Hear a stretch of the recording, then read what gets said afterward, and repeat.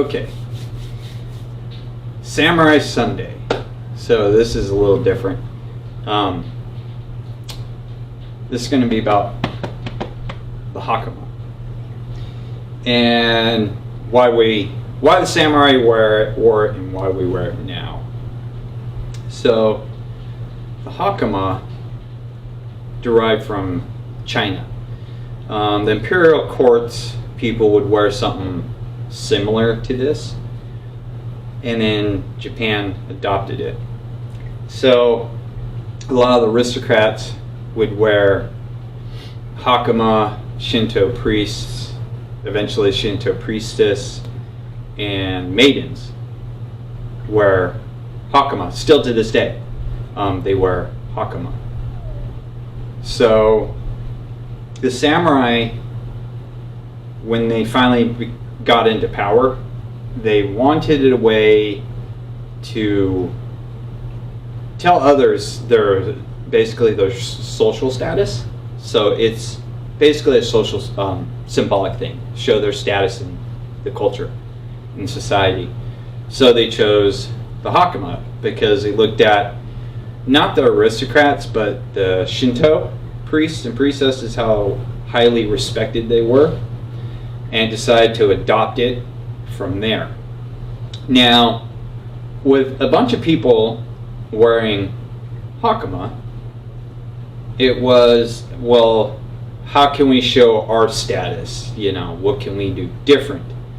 So what they did was they added 7 pleats to their Hakama. Because if you look at ones that Shinto priests and priestesses wear, there's no pleats in them. Even like feudal times, if you look at women's Hakamas, because women wore them too, there's no pleats.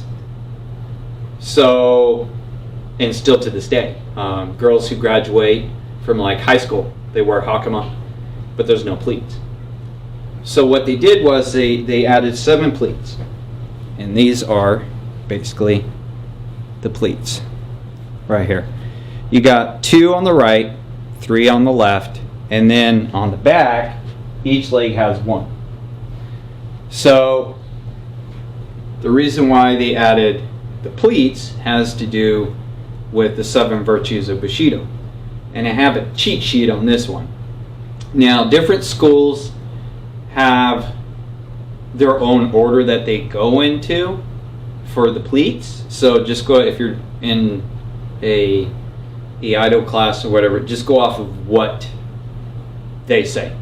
Okay, this is just one school. This is actually from an Aikido school that I found online, but there's variouses. So here's what we're going to do. I'm just going to read off of this. So on this one, the first one, which would be the right, starting from the right, is Jin, benevolence. Gi, for the second one, justice. Ri, courtesy. Ji, wisdom. So we're on the fourth one. Shin, integrity. Then you got Yu on the back, which is courage. And Meya, which is honor. And there's actually one more, which is Chuko, which is loyalty and honor and respect towards parents and your ancestors.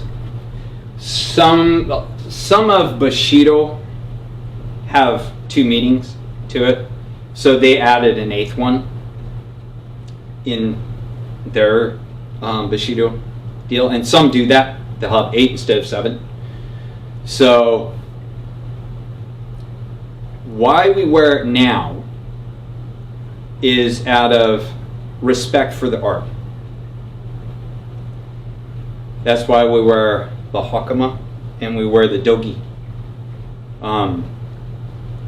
to show respect for the art. It is a requirement if you take Japanese arts that you wear Hakama, for that reason. Some people, not a lot of people, some people will actually say, I'll never wear a Hakama. Well, why? It's not a skirt, for one thing. People see it and they think it is. It's basically, the word Hakama means loose trousers. That's it. And these are considered horse riding trousers because they're split. There's actually two types for men. I forget the Japanese names from the technical ones, but the other ones are actually not split. They are built like a skirt. So, but you can't ride a horse with them. Those aren't worn as much. These are more convenient because samurai ride a horse too, so they had to be able to do it. So that's why nowadays you wear Hakama, and why they chose Hakama. It is basically a symbol status to them.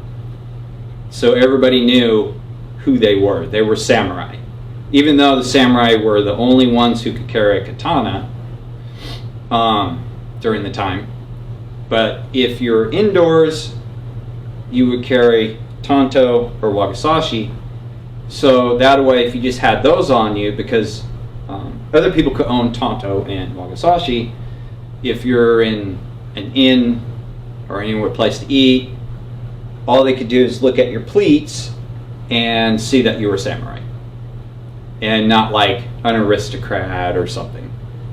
So, and they also had, I'm going to make a pair. They're basically shin guards that you wrap around the bottom of your Hakama and it seals it off. So if you're riding a horse or you're going through brush, it doesn't get snagged on things. I forget the name of them, but I have a pattern for them. So I'm going to make a set of those for my Hakama. Might do a video on that.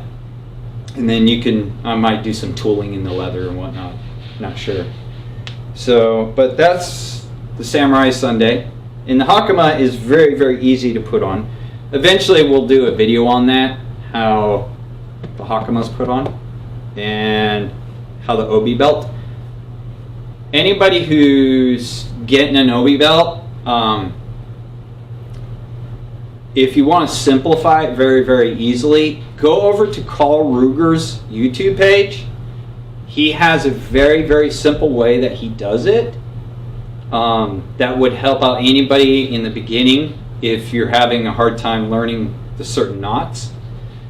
It's the simplest way I've seen how to do it. There is no set standard for tying your obi underneath your Hakama.